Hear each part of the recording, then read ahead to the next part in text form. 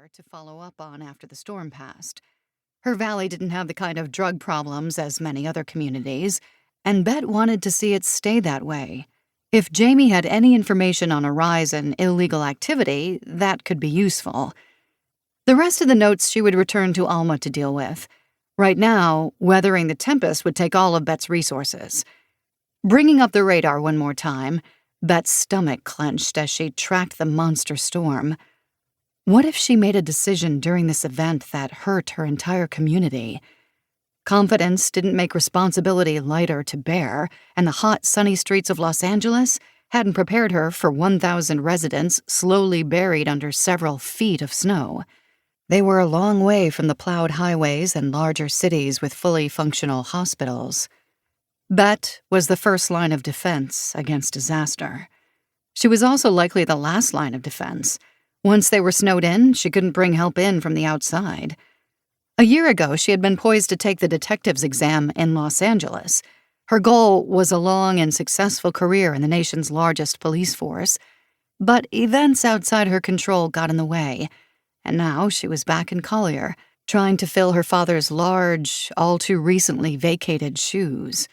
She faced a once-in-a-century storm with her lone deputy, a septuagenarian secretary, and one very big dog.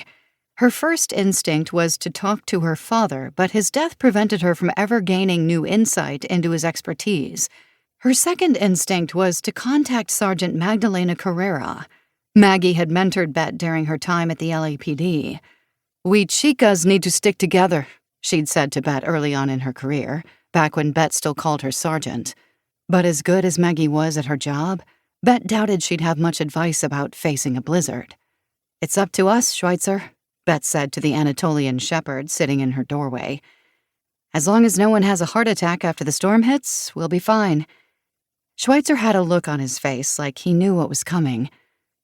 He always could read her mood, not to mention the weather, and he'd been edgy all morning. She had learned to read his mood, too, and right now it wasn't good. "It's going to be all right, Schweitz." It surprised her to realize she believed her own words. She could handle this. Lakers, residents proudly took the nickname from their mysterious lake, could hunker down in their valley and survive on their own. Everyone in town knew that if snow blocked them in and a helicopter couldn't fly, they had no access to a hospital. But Donna was good at her job, too. Plus, it would only be for a couple of days. The phone on her desk rang, jarring her from her thoughts. As long as the ring didn't herald an emergency, everything would be fine. Bet rolled out in her black and white on the long teardrop of road that circled the valley. She didn't turn on her siren. There wasn't anyone on the loop to warn of her approach, and the sound felt too loud, like a scream into the colorless void. The emergency lights on top of her SUV stained the white, unmarked fields of snow on either side, red, then blue, then red again, like blood streaking the ground. Her studded tires roared on the hard-packed snow, the surface easy to navigate, at least for now. The drive to Jeb Pearson's place took less than 20 minutes, even with the worsening conditions. Pearson's ranch sat at the end of the valley, farthest from the lake in the town center. The ranch occupied an area the locals called the train yard, though that name didn't show up on any official maps. Long ago, the roundhouse for the Collier's private railway perched there at the end of the tracks. The roundhouse was a huge wedge-shaped brick structure, like 1/3 of a pie with the tips of the slices bitten off. It was built to house the big steam engines owned by the Colliers. The facility could hold 5 engines, each pulled inside through giant glass and iron doors. Engines could be parked and serviced inside the roundhouse, while an enormous turntable sat out front to spin the engines around, sending them down different tracks in order to pass each other in opposite directions.